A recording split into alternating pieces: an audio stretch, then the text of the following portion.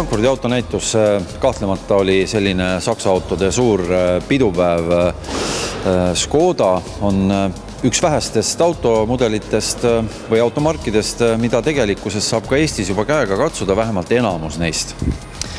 Jah, tõsi ta on, et Škoda on enamus uudismudelitega täna Eestis juba esindatud. Lähipäevil ootame salongides Frankfurdis näidatud Superbi universaalkerega mudelit. Uudismudel Rapid Spaceback Scoutline on meil juba siin kõigile näha. Kena roheline. Kena roheline, looduse värvi ja uudismudeleid on tulemas veelgi. No kõige rohkem huvi pakkus loomulikult Superbi esitlus, see oli nüüd juba mitu kuud tagasi, kus ka meie kohal olime. See pikem versioon oli samuti huviorbiidis. Jah, tegemist täiesti uue põlvkonna autoga. Auto on kasvanud kõikides mõõtmetes pikemaks, laiemaks, sisemõõtudelt suuremaks ja nii edasi, kuid mis selle auto puhul kõige ilmselt huvipakkuvam on see, et on tehnoloogiliselt täiesti uus põlvkond. Et uued Superbid, nii luuhpära kui siis ka nüüd kohe meile jõuda universaal on suutelised suhtlema siis kaasaegsete nutitelefonidega, kus sisaldab endas kõige kaasaegsemat siis turvaseadistust, suudab tuvastada liiklusmärke, hoida autot kindlalt teejoonte vahel, stabiilselt eessõitva sõidukiga pikki vahet ja nii edasi. Nii et kõik tänapäeva autodel kasutusel olevad siis tehnoloogilised võimalused on uuel Superbil samuti olemas. No, kes see peaks selle auto ostma? See, kes tahab ruumi, see, kes tahab luksust või millisele nagu grupile see auto mõeldud on? No, universaalkere on ilmselt rohkem siuke pragmaatilise meelega inimesele, aga kindlasti pakub ta hästi suurt huvi ettevõtetele. Et täna on Škoda Superb leidnud laialdaselt kasutust taksonduses, samuti erinevates ettevõtetes. No, näiteks politseis paljud autojuhid teavad.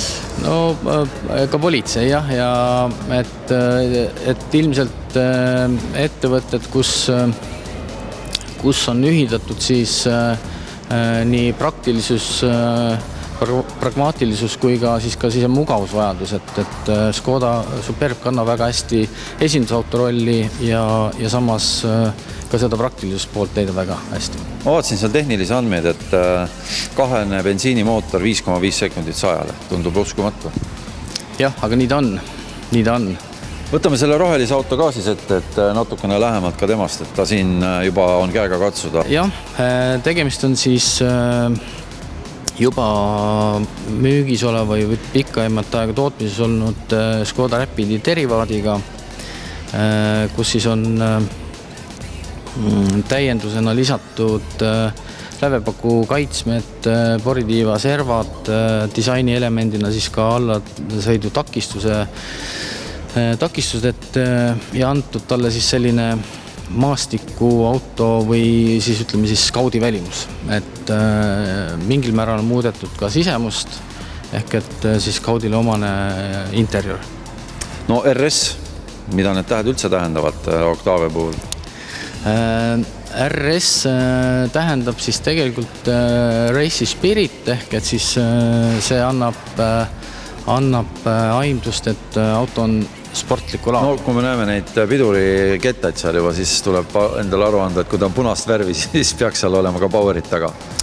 Powerit on ja päris palju ja nüüd Frankfurdi näitlusel esitletud RS 230 on siis teinud päris pika sammu selle mudeli puhul jällegi edasi.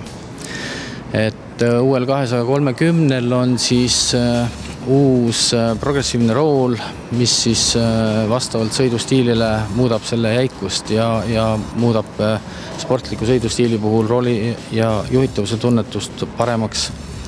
Kasutusel on siis esidiferentsiaali siseratta lukustus esmakordselt siis Škoda mudelite puhul, mis siis annab sportliku sõidustiili puhul parema turvatunde ja kindluse kurvi sisenedes ja väljudes. muudetud on väljalaset ehk et siis selline sportlik mõnus ralliauto mõrin ei kosta ainult salongis sees, vaid nüüd ka väljaspoolt ja palju-palju muud.